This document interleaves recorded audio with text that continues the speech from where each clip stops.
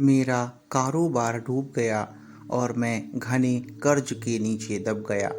जब मैंने अपने दोस्त से मदद के लिए कहा तो उसने मेरी पत्नी के साथ एक रात गुजारने की बात कही।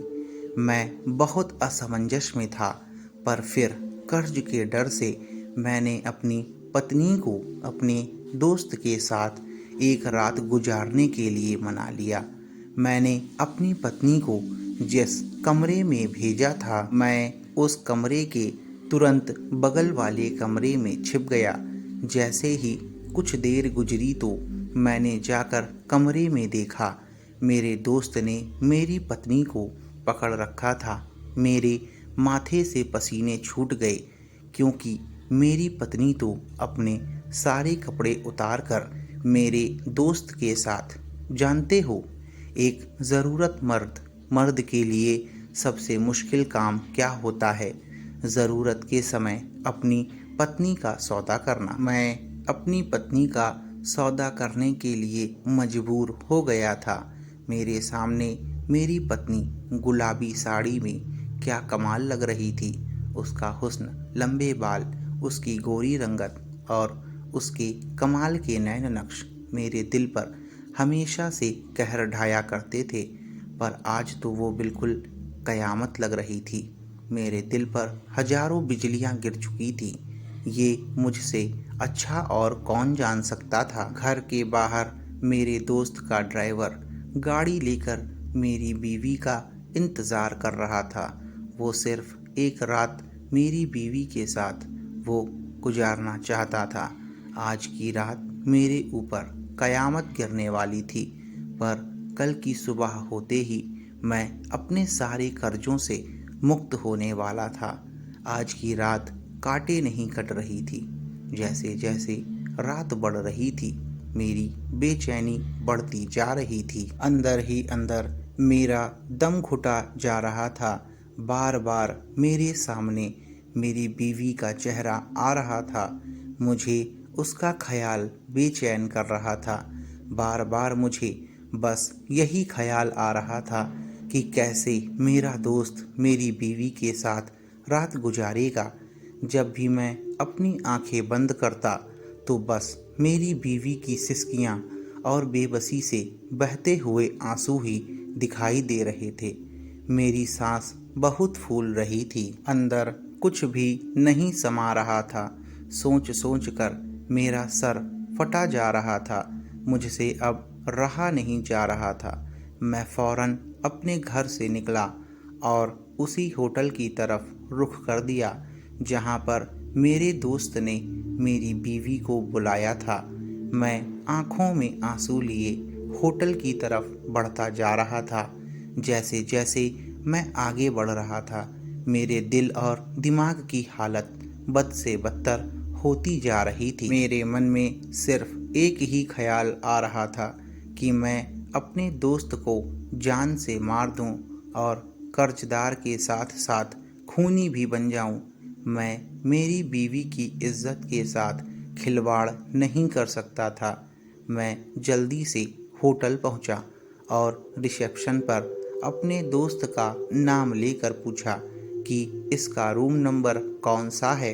रिसेप्शन पर बैठी लड़की ने मेरी तरफ एक अजीब सी मुस्कान देकर देखा। उसने मुझसे कहा कि आज की रात के लिए इन्होंने इस होटल का सबसे महंगा रूम बुक किया है, जिसे कुछ अमीर लोग ही किसी खास इंसान के साथ रात बिताने के लिए करते हैं।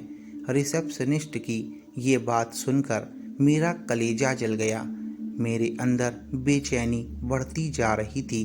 मैंने रिसेप्शनिस्ट से कहा, मुझे उस रूम के बगल वाला कमरा चाहिए। उसने देर ना करते हुए मेरे दोस्त के कमरे के बगल वाले कमरे की चाबी मुझे दे दी। अब मुझे बेचैनी के कारण सांस लेने में भी बहुत दिक्कत हो रही थी। पता नहीं मेरे दोस्त ने मेरी बीवी के साथ क्या किया होगा। मेरी बीवी की हालत कैसी होगी, उस पर क्या बीत रही होगी। मैं अपने दिल की हालात किसी को बयां नहीं कर सकता था। मैंने फौरन टेबल से चाबी उठाई और अपने रूम में चला गया। दोनों कमरों की बालकनी के बीच में 4 फीट ऊंची दीवार थी, जिसे लांघना मेरे लिए कोई बड़ा काम नहीं था।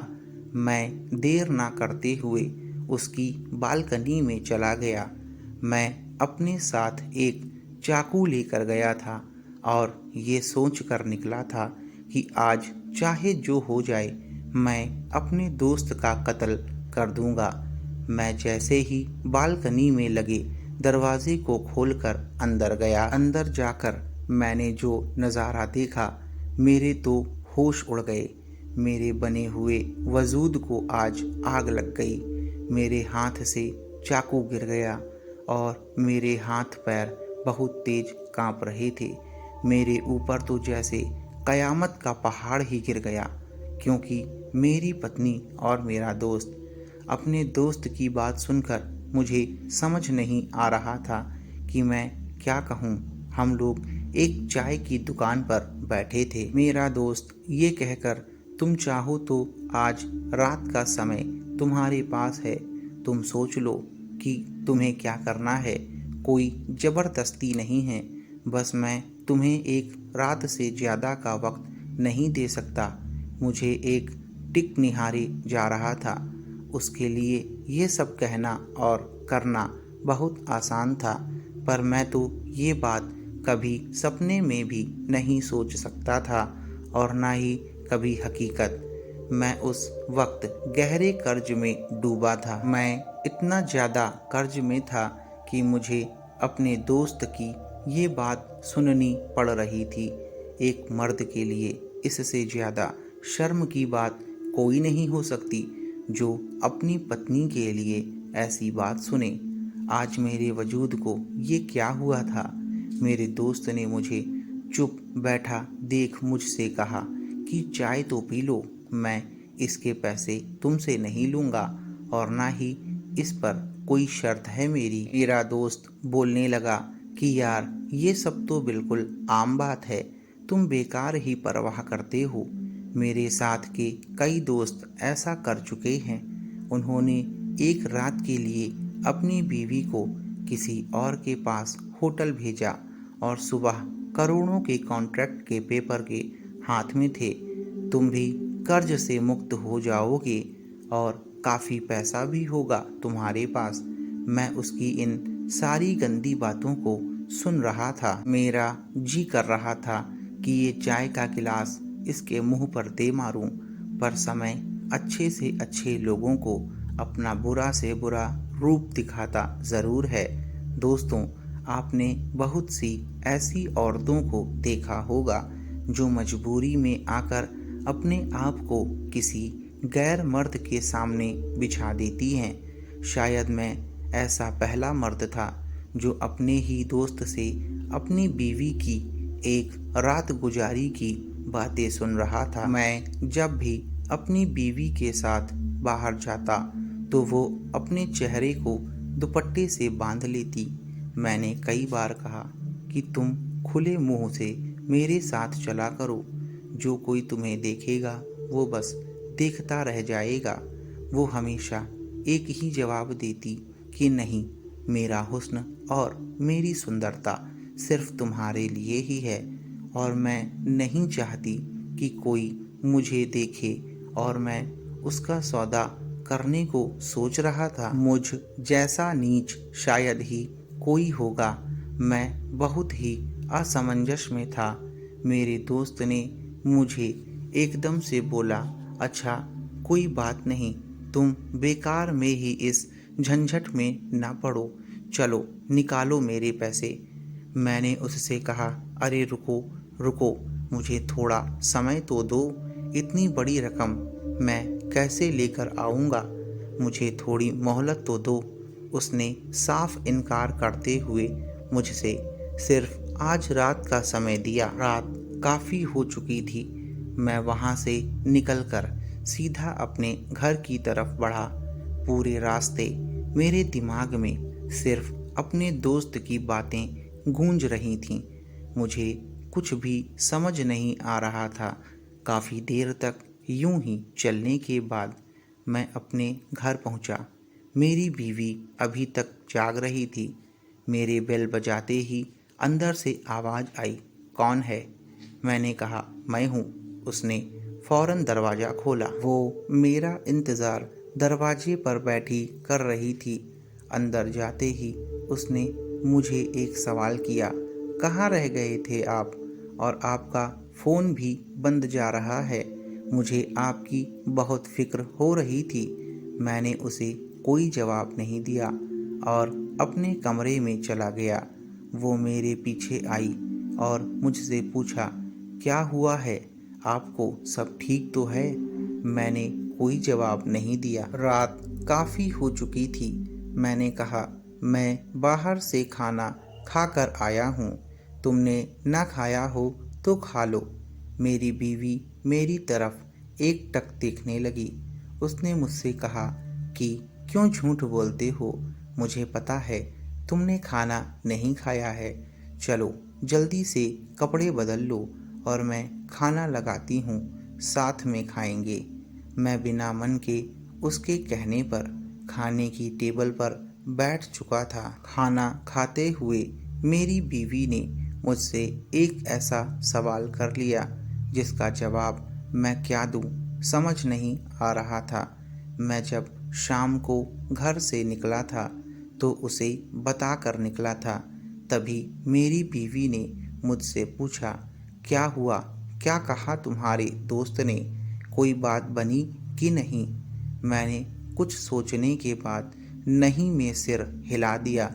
उसने पूछा, कुछ तो कहा होगा तुम्हारी दोस्त ने। मैं क्या बताऊं कि जो उसने कहा है उसे सुन के तो मैं जिंदा लाश हो गया हूँ।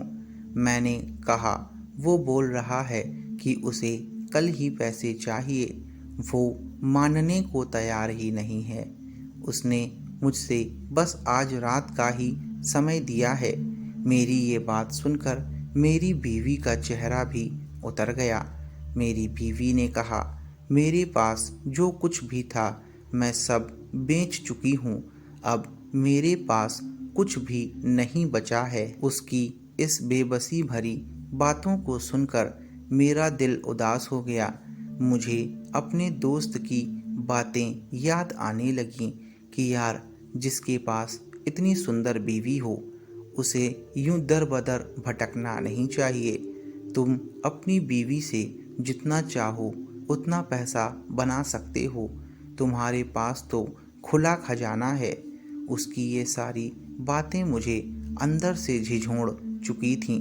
मैंने पूछा, तुमने मेरी बीवी को कहाँ देखा? उसने हंसते हुए जवाब दिया, वो सब बातें छोड़ो।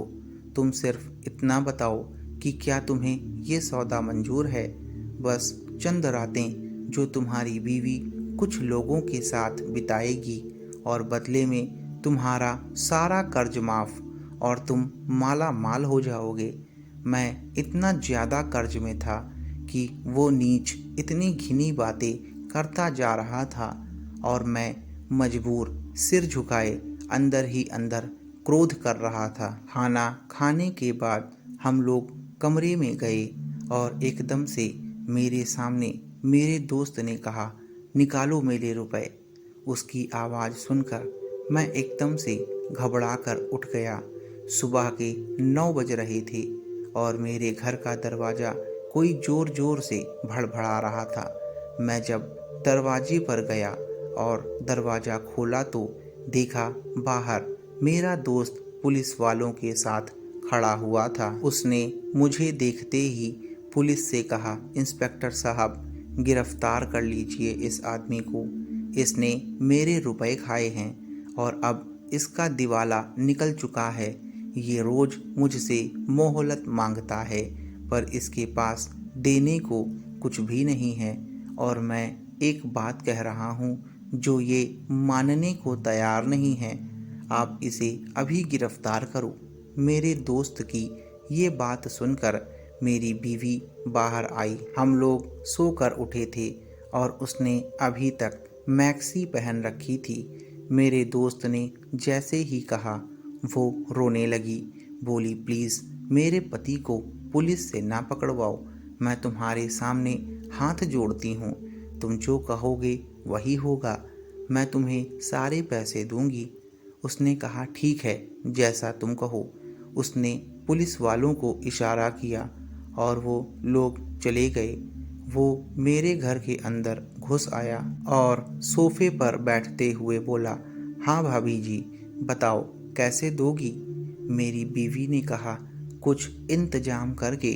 वो बोला, रकम बहुत बड़ी है, कहाँ से इंतजाम करोगी?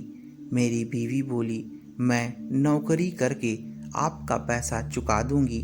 मेरे दोस्त ने कहा, आपको नौकरी करने की कोई ज़रूरत नहीं, बस जो मैंने आपके पति से कहा था वो बीच का रास्ता निकाल सकता है, पर वो नहीं चाहता। मेरी बीवी ने कहा, कौन सा रास्ता?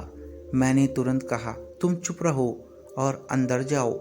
मेरी बीवी ने कहा कि पर मैं वो रास्ता जानना चाहती हूँ जिससे आपकी जान बच सके। मैं अपने जीते जी आपको पुलिस के हवाले नहीं देख सकती। मेरी बीवी ने फिर एक बार मेरे दोस्त से पूछा, कौन सा रास्ता है जिससे ये जेल नहीं जाएंगे और इनका सारा कर्ज माफ़ हो जाएगा? मेरा दोस्त तो जैसे इस बात का इंतज़ार कर रहा था कि कब मौका मिले और वो अपने मन की बात बोल दे। उस बेशर्म इंसान ने देर ना करते हुए मेरी बीवी से कहा, तुम्हें मेरे और मेरे दोस्तों के साथ कुछ रातें गुजारनी होंगी, जिसके बदले तुम्हारे पति का सारा कर्ज माफ़ हो जाएगा और तुम्हें भी कुछ पैसा मिल जाएगा। मेरे दोस्त की ये बात सुनकर मेरी पत्नी से रहा नहीं गया। वो शर्म के मारे कमरे में चली गई और मेरा दोस्त भी ये बोलकर चला गया कि अगर तुम्हारी बीवी मान जाए तो शाम को मुझे फ़ोन कर देना, मेरा ड्राइवर लेने आ जाएगा। मेरे दोस्त के जाने के बाद तो मुझे ऐसा लग रहा था कि आज सब खत्म हो गया। मेरे ही सामने कोई मेरी बीवी को ऐसा बोलकर चला गया और मैं कुछ नहीं कर सका। मुझे समझ नहीं आ रहा था कि मैं क्या करूं। मेरी बीवी ने अंदर से कमरे का दरवाज़ा बंद कर लिया था। मैंने काफ़ी देर तक दरवाज़ा खटखटाया पर उसने कोई हरकत नहीं की।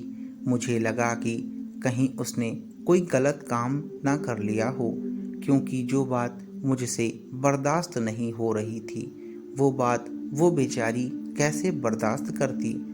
जब मैं दरवाज़ा खटखटाकर थक गया तो वहीं किनारे बैठ गया। आज मेरे घर में जैसे मातम छाया हुआ था, हर तरफ सन्नाटा। कुछ देर बाद मेरी बीवी ने दरवाज़ा खोला और बाहर आकर मुझसे लिपट कर रोने लगी। आज तक कभी ऐसा नहीं हुआ था कि मेरी बीवी रोई हो, पर आज रोते हुए उसने मुझसे सिर्फ एक बात कही कि आप अपने दोस्त को फ़ोन कर दो और बोल दो कि मैं तैयार हूँ। मैंने बहुत मना किया कि नहीं, ऐसा ना करो। उसने शाम को गाड़ी भेज दी। शाम को उसका ड्राइवर गाड़ी लेकर आया और मेरी बीवी को साथ ले गया। आज मैं अपने आप से नज़र नहीं मिला पा रहा था। मेरी बीवी के कहने पर मैंने उसे भेज दिया, पर मैं अंदर ही अंदर घुट रहा था। अपनी बीवी के जाने के बाद काफ़ी देर तक मैं घर पर ही रहा, पर जब मुझसे रहा नहीं गया तब मैं होटल पहुंचा और अपने दोस्त के रूम के बगल वाला रूम लेकर उसकी बालकनी में गया तो अंदर का नज़ारा देखकर तो मेरी आंखें फटी की फटी रह गईं। अंदर जो बातें चल रही थीं उसे सुनकर मेरा दिल दहल गया। मेरी बीवी नाइट सूट पहनकर मेरे दोस्त की बाहों में लिपटी हुई थी। दोनों अर्धनंग अवस्था में एक दूसरे से चिपटे हुए बात कर रहे थे। मेरी बीवी मेरे दोस्त से बोल रही थी, यार, शादी के बाद से आज मैं तुमसे मिल पाई हूँ। शादी के पहले तो तुम मुझे बहुत प्यार करते थे, पर आज बहुत सालों बाद ये मौका मिला है। मेरा दोस्त मेरी बीवी से बोल रहा था, मेरी जान, तुम्हें पाने के लिए ही तो मैंने तुम्हारे पति से दोस्ती की। वो तो मुझे जानता ही नहीं था। एक बिजनेस मीटिंग में वो मुझे एक शहर में मिला था। मैं तो उसे पहचानता था। उसने मेरे प्यार को यानी तुम्हें मुझसे छीना था, पर वो मुझे नहीं पहचानता था। मैंने इसी बात का फ़ायदा उठाया और उससे दोस्ती कर ली। मैंने तुम्हें पाने के लिए उसके सारे पैसे खा लिए और उसे अपना कर्जदार बनाकर तुम्हें अपने पास भेजने पर मजबूर कर दिया। और देखो, आज तुम मेरी बाहों में हो। मैं ये सारी बातें सुन रहा था और मेरी आंखों से आंसुओं की धारा बह रही थी। मैं उनके कमरे में दाखिल हुआ। मैंने बाहर खड़े होकर उनकी सारी बातों की वीडियो बना ली थी। मैं जैसे ही उनके कमरे में दाखिल हुआ, मेरी बीवी मुझे देखकर हड़बड़ा गई और मुझे बोलने लगी, बाबू, आप देख लो, मैं आपके लिए ही सब कर रही हूँ। मैंने कहा, हाँ, मैंने सब देखा भी और सुन भी लिया। मैंने अपनी बीवी को खींचकर एक झापड़ मारा। मेरे तमाचा मारते ही मेरे दोस्त को गुस्सा आ गया। उसने तुरंत होटल मैनेजमेंट को फ़ोन किया और कुछ ही देर में सब वहां आ गए। उसने बताया कि मैं उनके कमरे में बालकनी से घुस आया हूं और गलत हरकत कर रहा हूं। मेरे दोस्त को कहने पर होटल स्टाफ ने तुरंत पुलिस को बुलाया। मेरे दोस्त को ये नहीं मालूम था कि उसकी सारी बातें मैंने रिकॉर्ड कर ली हैं। पुलिस के आने पर मैंने पुलिस को अपने द्वारा बनाई गई पूरी वीडियो दिखाई।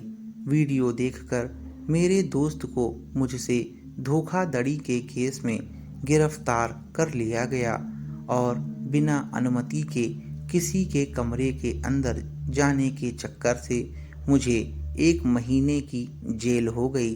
जेल से आने के बाद मैंने अपनी बीवी को तलाक दे दिया और घर से निकाल दिया। दोस्तों, ये थी हमारी आज की कहानी। आशा करता हूँ कि आपको ये कहानी पसंद आई होगी। अगर आपको ये कहानी पसंद आई हो तो प्लीज़ हमारे चैनल को अभी सब्सक्राइब करें और नोटिफिकेशन पाने के लिए बेल आइकन को ज़रूर दबाएं। मिलते हैं फिर एक नई कहानी के साथ। तब तक अपना और अपनों का ख्याल रखें।